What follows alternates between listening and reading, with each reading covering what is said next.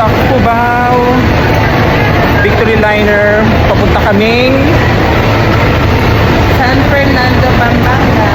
yes, para mag-cover ng Ginooning Kapampangan 2025 Coronation Night. Dito nga kami sa Victory Liner Terminal sa Cubao, sasakay patungong Pampanga.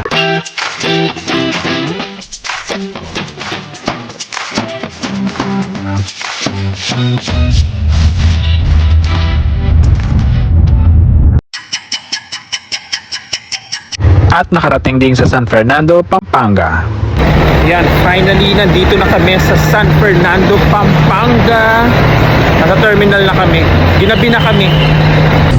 Ayan, nandito na kami sa Bren Zigiao Convention Center para sa Ginooning Kapampangan 2025 Coronation Night.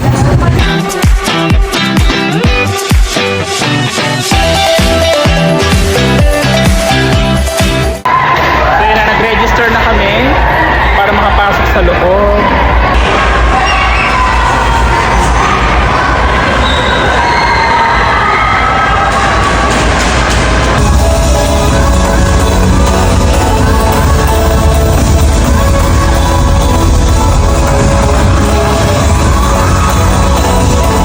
Thank you so much for being part of this meaningful event. At nagumpisa na ang coronation night ng first ever Ginooning Kapampangan 2025.